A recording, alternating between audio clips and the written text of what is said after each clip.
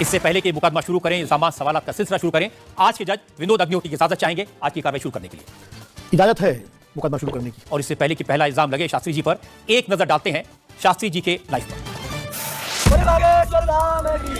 आजकल पूरे देश में बागेश्वर धाम के प्रमुख धीरेन्द्र कृष्ण शास्त्री की बहुत चर्चा है। कोई उन्हें चमत्कारी कहता है, कोई उन्हें अंतर्यामी कहता है, कुछ लोग उन्हें पाखंडी कहते हैं, लेकिन धीरेन्द्र कृष्ण शास्त्री खुद को पक्का सनातनी बताते हैं। अब हिंदू एक हो जाओ, सनातनी एक हो जाओ, यही हम चिल्ला रहे हैं कब से। शक्ति का प्रभाव दिखाना यही हमारा उद्देश्य है। धीरेन्द्र कृष्ण शास्त्री का दावा है कि उनके ऊपर बजरंगबली की विशेष कृपा है। वो भक्तों का दुख दर्द सिर्फ अपने इष्ट तक पहुंचाते हैं। क्योंकि भक्तों पर कृपा बरस रही है, इसलिए धीरेन्द्र कृष्ण शास्त्री का प्रताप भी बढ़ रहा है। उनके भक्तों की संख्या अब लाखों में है। धीरेन्द्र कृष्ण शास्त्री सिर्फ 26 साल के हैं। साल 2 साल में ही बागेश्वर धाम के पीठाधीश्वर के रूप में वे विख्यात हो गए। अब बड़े बड़े मंत्री और अफसर भी उनके दरबार में हाजिरी लगाते हैं। धीरेन्द्र कृष्ण शास्त्री सबसे पहले नजरों में आए जब संस्कार टीवी पर उनकी भागवत कथा दिखाई जाने लगी। फिर वो चमत्कार भी दिखाने लगे। 21वीं सदी के इस कथावाचक के वीडियो आजकल हर मोबाइल में है। बाबा इंस्टाग्राम से लेकर फेसबुक तक हर जगह छा चुके हैं। जैसे जैसे धीरेन्द्र कृष्ण शास्त्री की लोकप्रियता बढ़ी तो विवाद भी सामने आ गए। धीरेन्द्र कृष्ण शास्त्री का दावा है कि वो कोई पैसा नहीं लेते। जो उनके दरबार में आना चाहता है उसे सिर्फ हनुमान जी के यहाँ नारियल बांधकर अर्जी लगानी पड़ती है। धीरेन्द्र कृष्ण शास्त्री एक अच्छे वक्ता हैं। अब उनका संकल्प है कि वो सनातन धर्म को घर घर पहुंचाएंगे और भारत को हिंदू राष्ट्र घोषित करवाएंगे। आपकी अदालत में धीरेन्द्र कृष्ण शास्त्री अपना मुकदमा खुद लड़ेंगे। तो आइए शुरू करते हैं आज मुकदमा। आपकी अदालत में पहला इल्जाम धीरेन्द्र कृष्ण शास्त्री पर। आपकी अदालत में बागेश्वर धाम के प्रमुख शास्त्री जी, बहुत सारे लोगों ने मुझे कहा कि आपको आपकी अदालत में बुलाएं। सोशल मीडिया पर आपकी मैंने देखा बहुत लंबी चौड़ी फैन फॉलोइंग है, 40 लाख लोग आपको फॉलो करते हैं। बहुत सारे वीडियोस मुझे लोगों ने भेजे। आप सड़क पर निकलते हैं तो चारों तरफ भीड़ लग जाती है।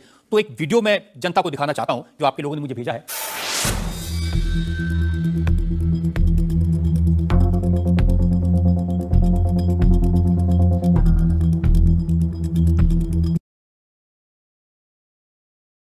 लोगों की अपनी अपनी भावनाएं होती हैं, अपनी दृष्टि से देखने की। ये वास्तविकता एक जगह की नहीं है। जहां जहां बागेश्वर बालाजी का दरबार लगता, जहां जहां बागेश्वर बालाजी की कृपा से दास कथा करने जाता, ये तो कम है, कैमरे में कम आया है और ज्यादा है। लेकिन 26 साल की उम्र में इतनी चर्चा, इतनी पब्लिसिटी, ऐसा क्या है आप में? जिसका गुरु बलवान होता है, चेला पहलवान होता है। जो लोग कहते थे ईश्वर नहीं होते या भगवान नहीं होते, हमारी दृष्टि में इस छोटे से गांव से, गढ़ा गांव, मध्य प्रदेश के बुंदेलखंड में एक छोटा गांव गढ़ा है। गढ़ा में रहने वाला एक छोटे परिवार का बालक धीरेन्द्र कृष्ण अगर यहां तक पहुंच सकता है बालाजी की कृपा से, तो भारत का प्रत्येक व्यक्ति भगवत कृपा से कहीं भी पहुंच सकता है। आपने ये नहीं बताया कि यहां तक कैसे पहुंच गए हैं। ये जो लोग हैं, जो फॉलो करते हैं, जो आपके बारे में इतनी बातें करते हैं, ये क्यों करते हैं? क्या है आप में? बागेश्वर बालाजी की कृपा वो सब पर है।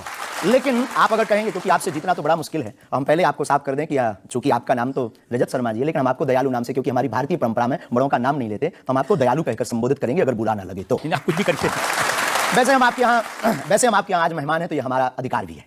तो दयालु जी, हमारे ऊपर, सबके ऊपर बागेश्वर बालाजी की कृपा है। लेकिन हमने अपने गुरुदेव की जो चरणों की सेवा की, उस सेवा के माध्यम से ऋषि परंपरा की जो मंत्र विधा हमको प्राप्त हुई है, वो हमारे पास एक ऐसी अनूठी है जिससे पूरा विश्व की मंगल कामना भी करते हैं। पूरा विश्व अपनी समस्याओं के समाधान के लिए गुरु के नाते बागेश्वर धाम चला आता है। शायद इसलिए लोग हमारे पास आते हैं। मैंने तो ये देखा कि जब से आप संस्कार टीवी पर आना शुरू हुए और लोगों ने आपके प्रवचन सुने, उसके बाद लोकप्रियता बड़ी तेजी से बढ़ने लगी। हाँ, ये कह सकते हैं माध्यम है, परंतु देखो साधन है, साध्य नहीं। दरबार 3 पीढ़ी से लग रहा, हमारे दादा गुरु जी भी लगाते थे, हम भी 11 साल से लगा रहे, नजर आपकी आज पड़ी है।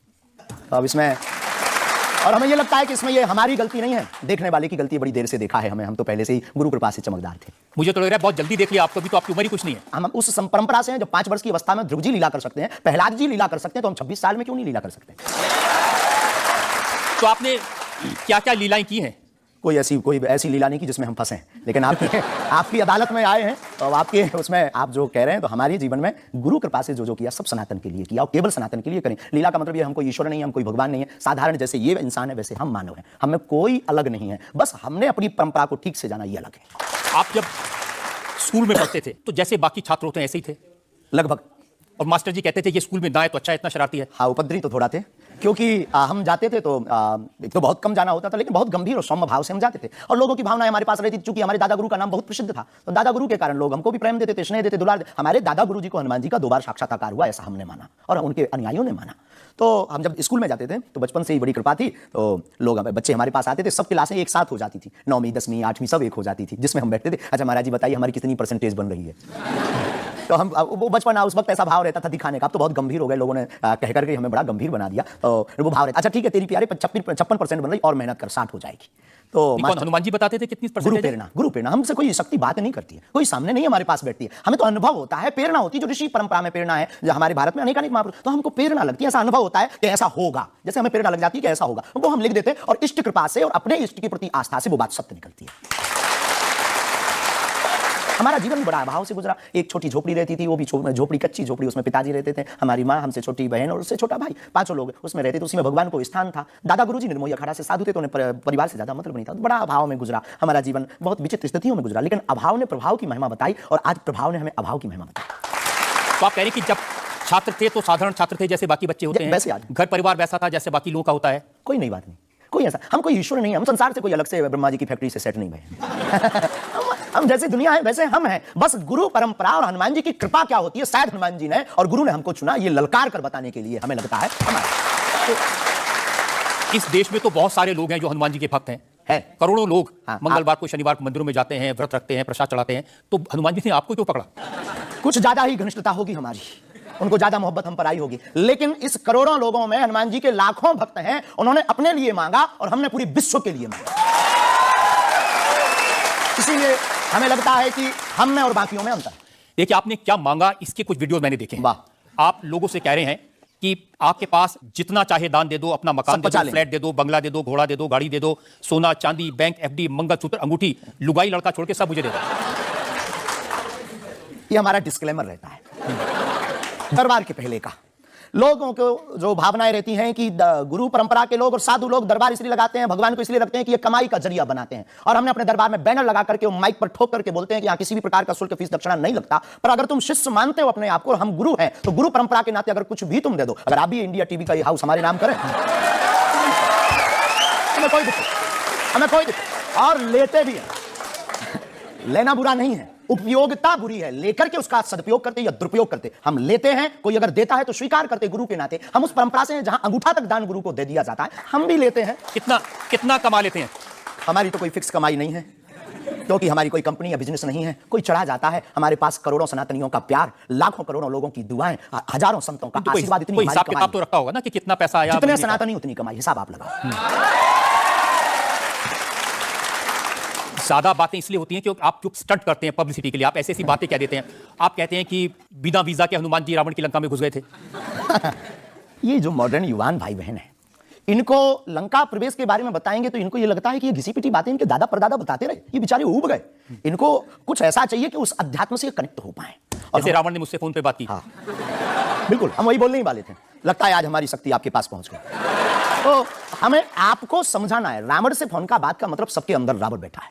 कोई ऐसा दुनिया में नहीं जो गलत कृत्य देख रहा, गलत कर रहा और सच जानते हुए चुप है, वो रावण की दृष्टि का आदमी। तो हनुमान जी लंका गए, इसको इन युवाओं को कैसे जोड़े? इन्हें तो वीजा, पासपोर्ट, फॉरेनर ये शब्द पता है, तो इनसे कनेक्ट करने के लिए हमारा अध्यात्म इतना विशाल और इतना अथाह है कि उसमें कुछ भी आप डाल दो। आप सोच रहे हैं कि आपको अध्यात्म पता है, इनको नहीं पता।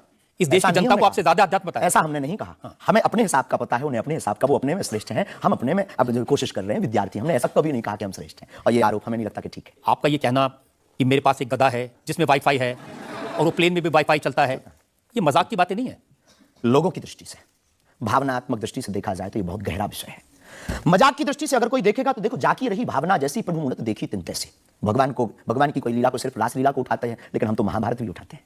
तो अपनी अपनी दृष्टि है, हम ये मजाक में नहीं कहते। हम उनको बताना चाहते हैं कि हमारे देवी देवताओं से जो हमारे इष्ट की परंपरा की जो निशानी है वो अगर नजदीक रहे, गुरु की निशानी अगर नजदीक रहे, माता पिता की बातों की निशानी नजदीक रहे, तो बेटा कभी गलती नहीं करेगा, वो 4 चांद लगाता रहेगा। शास्त्री जी, इसको कहते हैं आप अंधों के शहर में आईना बेचने की कोशिश कर रहे हैं।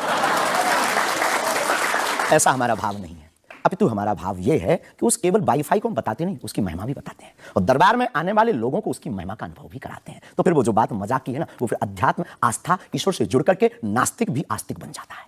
देखिए, आपको भोले भाले लोगों को बताना चाहिए कि भाई ये मैं मजाक में कह रहा हूं, विनोद हम कहते हैं, और ये मैं हम बहुत बार बोलते हैं विनोद हम कर रहे हैं, हम बहुत बार बोलते हैं। अब कोई हमारे विनोद को सीरियस ले ले तो वो उसका निजी अनुभव है।